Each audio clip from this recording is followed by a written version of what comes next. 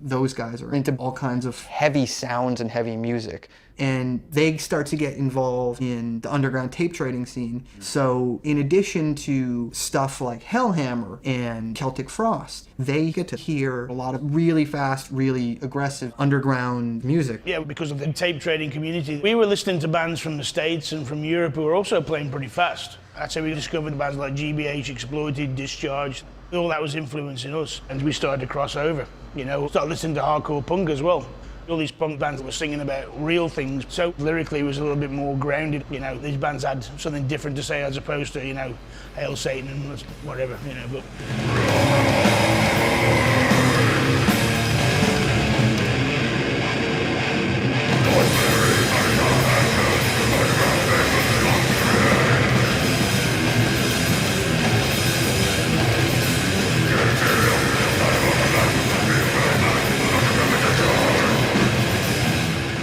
They were a political anarcho-punk band, but one that was sort of weren't part of the scene as such. They stood apart from the scene, and they became a different animal because they were influenced by the thrashier end of metal, and they concocted this idea, I think, just to go faster and faster.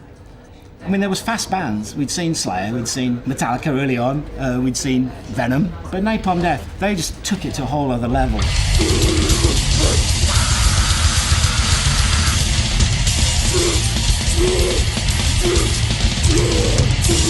The blast beat became an important part of Napalm Death's music. What is the blast beat? Well, blast beat would be the way I would describe it. I mean, you've got a rock beat like that, you know, and a Slayer beat. That's what I call the Slayer beat, you know. And then it's like double that. You know, but that was the original blast beat for me, the one, you know,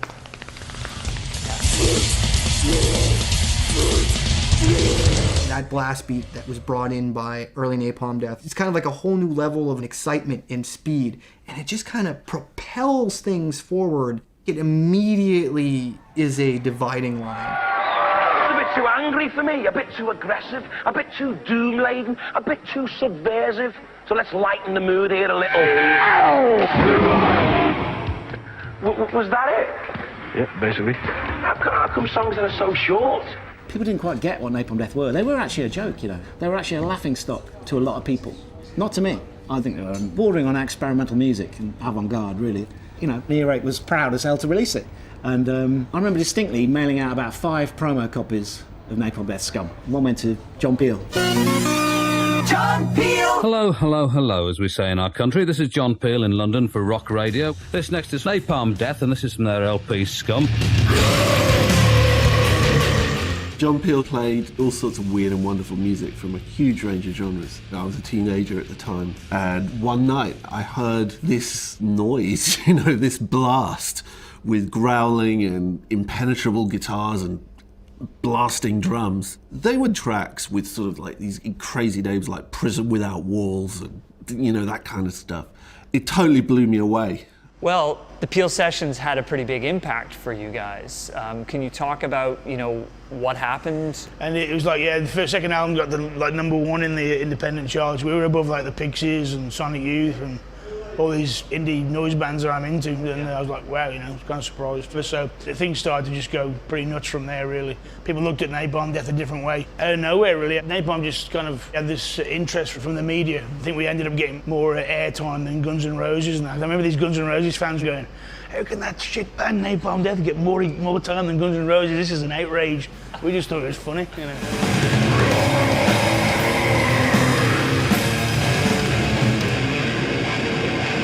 Napalm Death had become the underground darlings of the British music press, and their style was termed grindcore. But then Liverpool's Carcass took grindcore to even greater extremes, giving its political message a grotesque visual and lyrical identity.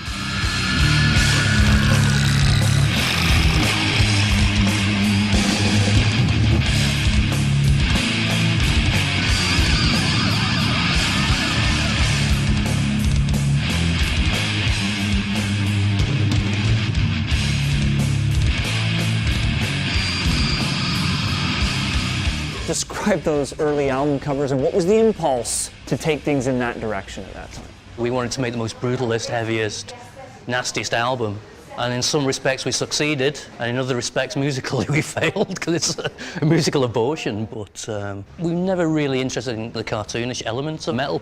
We wanted it to be more, real. Yeah. Previously, heavy metal imagery was stuff that you could pretty much find airbrushed on the side of a van. You know, warlocks and warriors, and even depictions of Satan weren't particularly frightening. These were real dead bodies. This was a whole other level of gore. Their ethos was to take all the sort of traditional metal, but they wanted to make it like real life gore, not just a horror movie pretend thing. I mean, it's really repulsive stuff. And again, the whole point was just push buttons, push envelopes. Yeah. Let's see how far we can take this. You know, my sister was a nurse. There was a medical dictionary, so I just started to use the, you know, the photographs from medical books. It was seriously done with intent, making an analogy of like dead corpse, you know, human or animal. What's the big deal, you know? We were trying to confuse people, obviously, because everyone in the band was either vegan or vegetarian. You know, well, we were teenagers, you know, we were all 17, but we weren't aggressive people. So was shocking people, was that very important to you? I don't think shock's the right word. That's what Alice Cooper territory. Yeah. Disturb people, I think, is better, you know.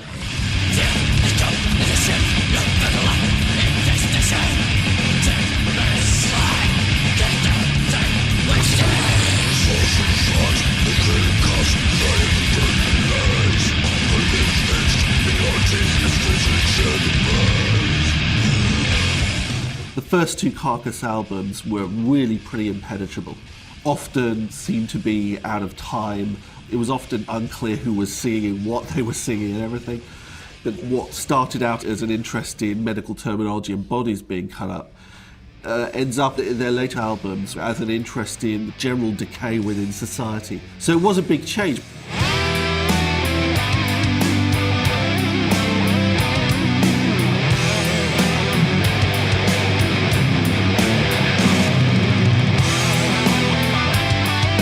Some of the stuff we'd done on the first records, we were hearing other bands doing it, and we realised how easily assimilated that style was. At that stage, it wasn't a novelty anymore, playing super fast, being downtuned. I think we were out to prove something. We just wanted to do something that couldn't be copied as easily. I mean, we wanted to stay ahead of the pack. By the time Carcass releases Heartwork, there is very little grindcore left in Carcass. It was the sound of a band kind of reaching out for something different. There's a lot of technical progressive stuff on there. The songs are longer. They have a lot of movements that are definitely not typical of grindcore. And what that record in particular did was it created this tipping point for the genre.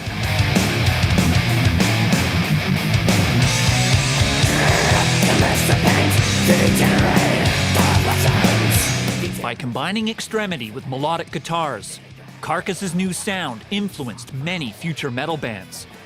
But it also marked the decline of British grindcore as a distinct metal movement. So what else was going on in the extreme metal underground?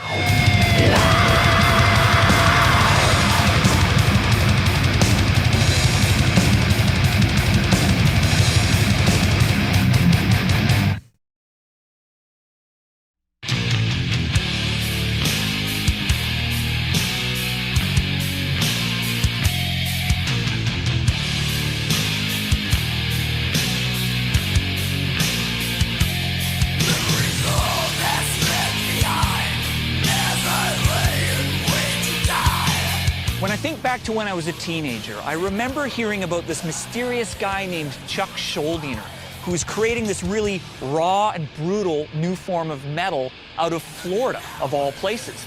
Now, sadly, I can't meet with Chuck because he passed away in the early 2000s, so I've come to Morrisound Studios, which became the home of the Florida death metal scene, to find out how this scene got started. Hey, Terry. Hey, Sam. How you doing, man? Good, man. So, how's it going? I want to talk about good. Chuck a bit, too. Tell me about his role in helping kickstart this scene.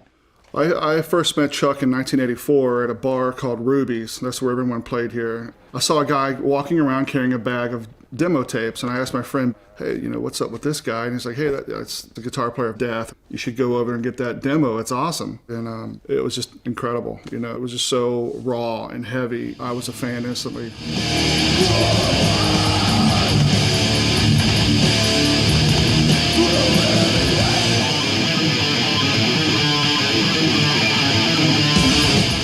Chuck was really a great musician. You know, some of his stuff, it was almost prog, but it was still Chuck. So I mean, you see this really vast growth in him as a musician. I mean, it was all pushing boundaries. You could tell even early on his songwriting, his song structuring. It wasn't just like, I'm just going to scream and that's it. He wanted to make rhythms that were catchy and they had a purpose. They just weren't fillers in a song. They actually meant something. It was inconceivable to me that a band could be so heavy. You know, playing at speeds like that and doing it in technical fashion was still a very new thing. And that's why, you know, as far as I'm concerned, Chuck Schuldiner is pretty much the godfather of death metal, and Death were pretty much the first death metal band.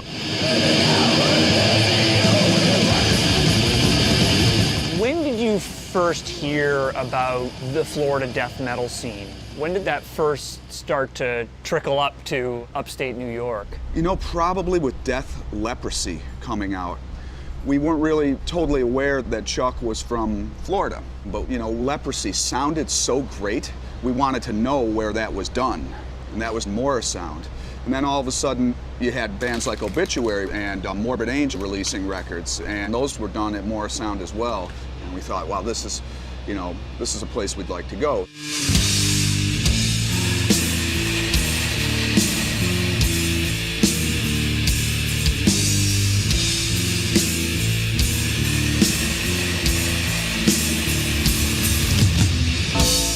There was clearly a style developing here in Florida. But the thing is, someone needed to harness this sound. And so I'm meeting with the producer Scott Burns, who's credited for crafting the legendary Florida death metal sound.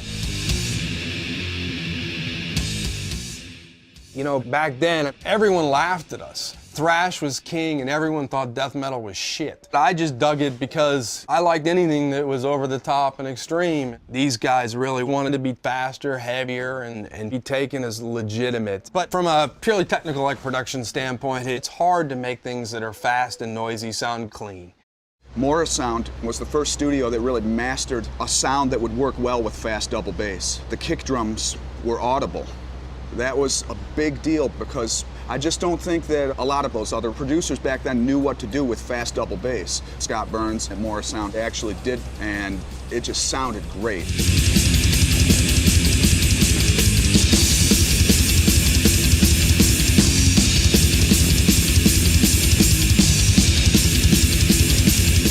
What was the key turning point where this death metal thing was really starting to take off? Well, you just started to see a complete shift of the bands doing demos. All of a sudden the thrash bands were done and it was all just death metal getting full coverage and all the zines and stuff. And that's when you started to see the record labels like Roadrunner and Metal Blade Earache snatching up everything that moved.